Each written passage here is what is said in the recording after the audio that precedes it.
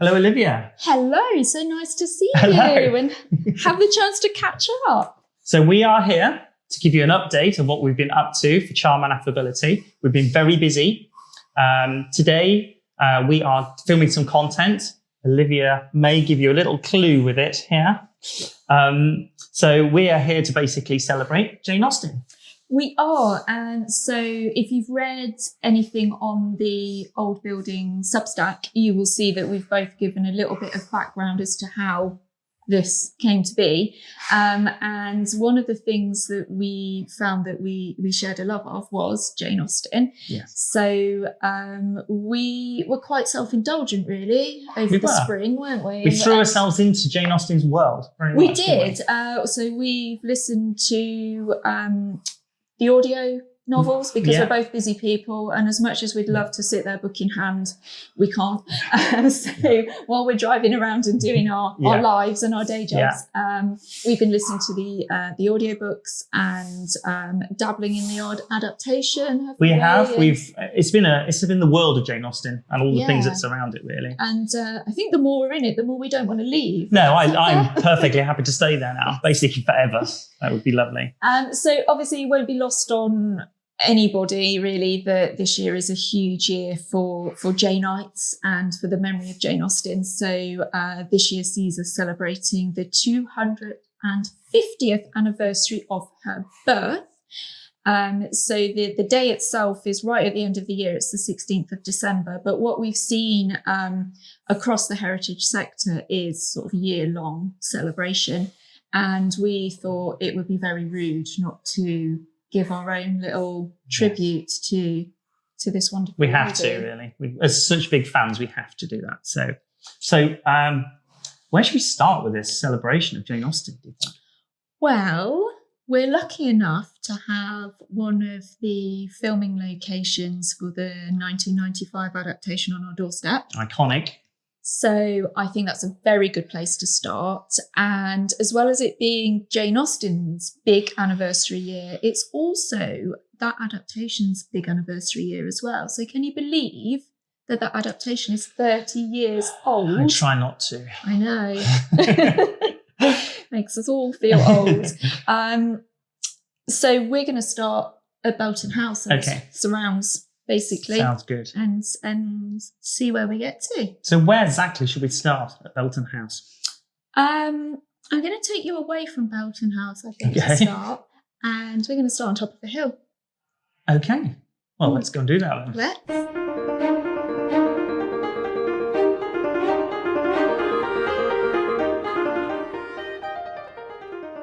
So, Olivia, why have you dragged me up this hill?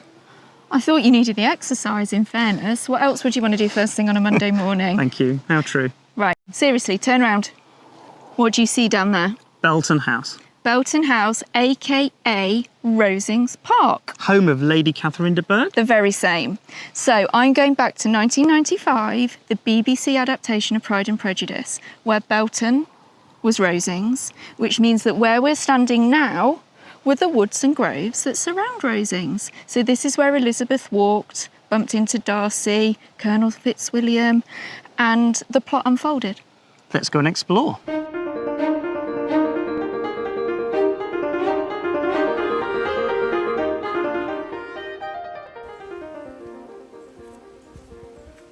So it's in these groves that Darcy wanders to try and bump into Elizabeth so that he can hand her that letter.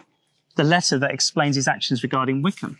That's it, yeah. So Darcy writes to Elizabeth after that catastrophic proposal to exonerate himself from any wrongdoing with Wickham and to expose Wickham's true character. I know not under what form of falsehood Mr. Wickham imposed himself on you, but I hope you will acquit me of cruelty towards him. But it's not Darcy and Elizabeth wandering these groves that I want to talk about today. It's Elizabeth and Colonel Fitzwilliam.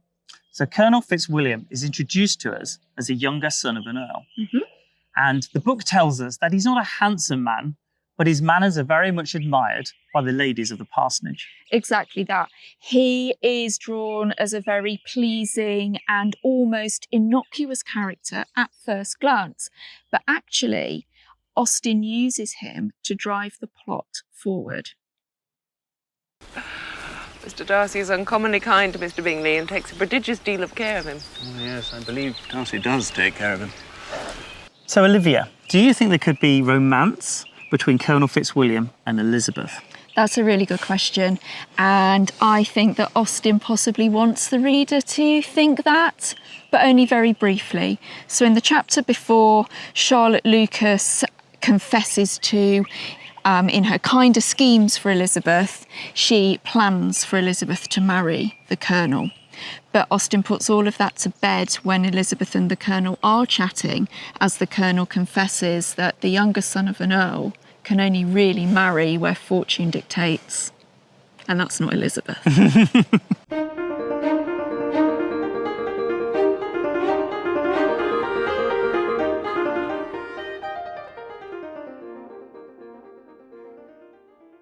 So we have walked back down the hill and we're in Belton House, aka Rosings Park. Now we were discussing how Austen has ruled out a romance between Colonel Fitzwilliam and Elizabeth Bennet. We were, and she does, but what also happens here is because we've already been told that Colonel Fitzwilliam is a pleasing man, he's a sensible man, this shows that Elizabeth is a credible option for a discerning gentleman. So it's not just buffoons like Mr. Collins with the propensity to propose marriage to Elizabeth, or rogues like Mr. Wickham, but a man of sense like Colonel Fitzwilliam obviously finds her quite intriguing as well. So Mr. Darcy is still in the running? Yeah, and that's exactly what I think it could be set up to do, that here's a man of sense and a man of fortune and standing, and he finds Elizabeth attractive, even though he rules her out because money talks. But it does still mean that, you know, Darcy's a viable option here. It's not so crazy for a man of Darcy's standing to find Elizabeth appealing. Would you allow me to... Do I ask too much to introduce my sister to you during your stay at Lambton? I should be very happy to make her acquaintance. So it's a shame that marriage cannot be for love. It needs to be for social status and money. Yep, and Colonel Fitzwilliam being so candid about that and so open with Elizabeth about that does another thing for the plot. It lays the foundation for the revelation about Mr. Darcy putting Mr. Bingley off Jane. I understand that he congratulates himself on having lately saved Mr. Bingley the inconvenience of a most imprudent marriage. And of course, it's Colonel Fitzwilliam that imparts this information to Elizabeth, and he is openly approving of Darcy having rescued his friend from an unsuitable marriage because there were objections to the lady. And this is the news that Elizabeth has been waiting for. This is the missing piece of the puzzle for Elizabeth, and it's this information that she goes back to the parsonage with, and then in comes Darcy, makes that catastrophic proposal, yes. And she fires that one right back at him. And of course, his response is, towards him, I've been kinder than towards myself. I did everything in my power to separate my friend from your sister, and I rejoice in my success. Towards him, I have been kinder than towards myself. OK, so that didn't go well for Darcy then? Not really, no. OK, well, I think it's time we went and explored the house of Lady Catherine de Bourgh. Let's do it.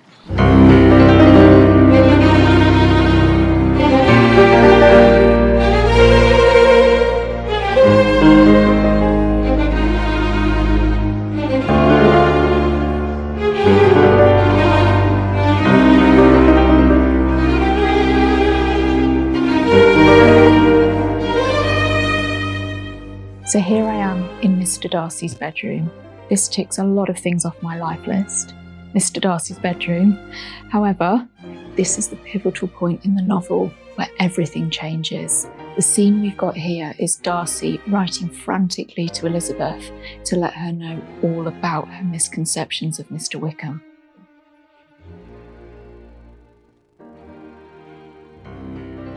Looking at this room, you can really understand all that uncomfortable shifting on the sofa that we see from Charlotte Lucas, Elizabeth, Maria Lucas, and Mr. Collins. This room is as overbearing as its fictional owner.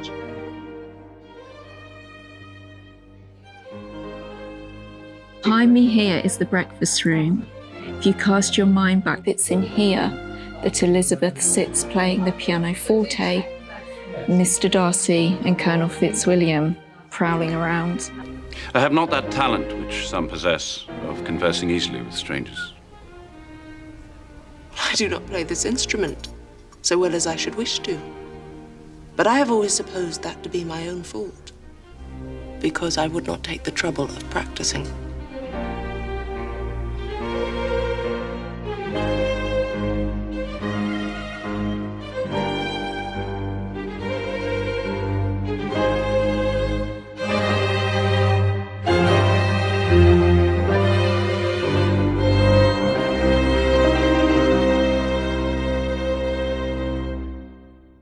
So Olivia, I really enjoyed that. I really enjoyed that as well. Who knew that Colonel Fitzwilliam played such a pivotal role in the plot? Such a little known character in such an important and famous story.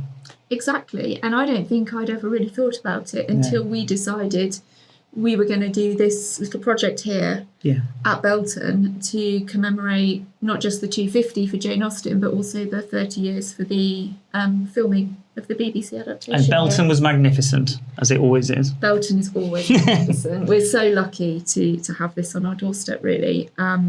It is the perfect Rosings Park, I think. I agree.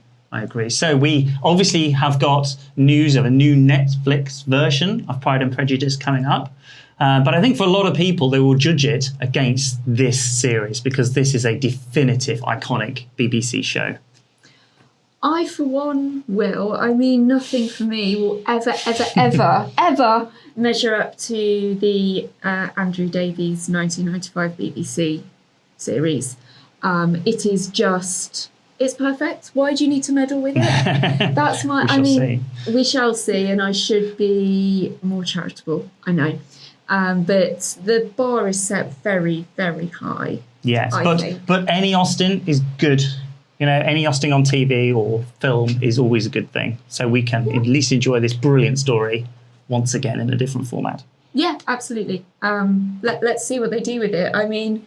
They're working with the best foundations possible, right? Yeah. Jane Austen's Pride and Prejudice. So, I am seriously quite interested. What could go wrong with this book? Well, I hope you've enjoyed this series, and we'll be back with some more exciting stuff soon. Thanks for watching. Thank you.